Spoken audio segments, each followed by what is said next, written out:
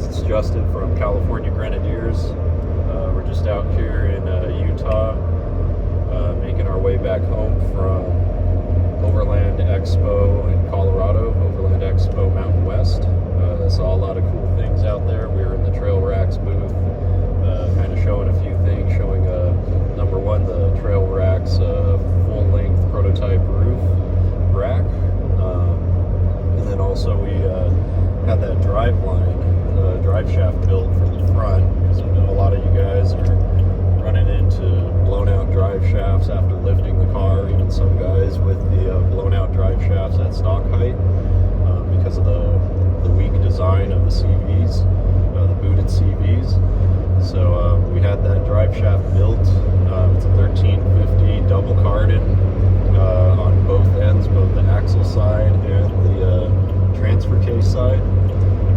So the main concern when you go to something like that are the driveline vibrations or sounds, the harmonic vibrations, because of the extreme angles on the Grenadier when you lift it.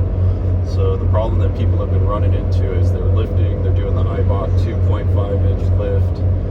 I knew this was coming because, you know, IBOC prototyped on the car. I knew it was too high for this drive shaft to handle. So when you lift it that high, it twists the axle that much further down away from the transfer case. So it increases the angle. Now what guys are doing is, because they don't like how the car handles, because it's a solid axle vehicle, if you want it to track straighter and drive straighter, you have to add more caster. When you add more caster, it tilts the pinion angle down like this, and it allows the vehicle to track straight. Now when you decrease the caster, the pinion goes up like that, and that's better for the drive shaft and the drive line overall, but then it gets flighty.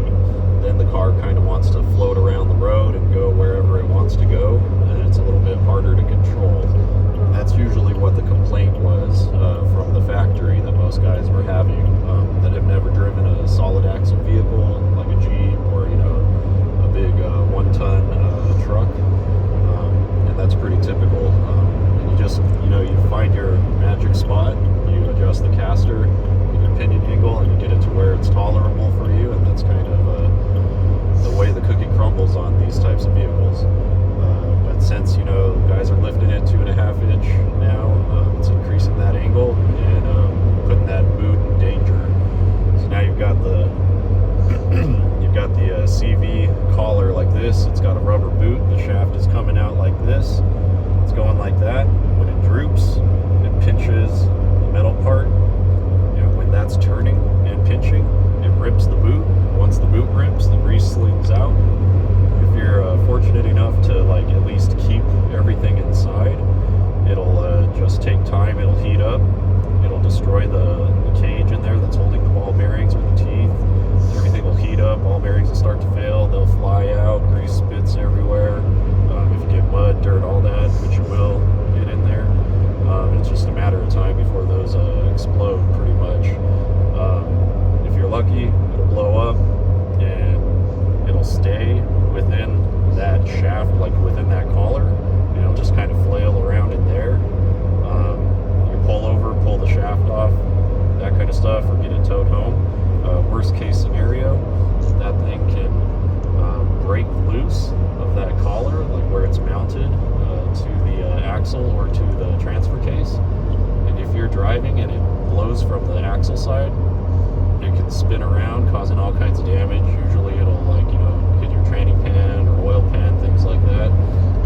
Destroy that. That's a pretty catastrophic failure right there. That would be just driving down the road. If you were off-road and you blew it like that, that's kind of like a hard down. You're not going to be able to move until you pull that shaft out. And then depending on how difficult the trail is, it might be difficult to continue just rear-wheel drive. You should be able to get off the trail like that if you're not doing anything crazy, but it's something you want to avoid. So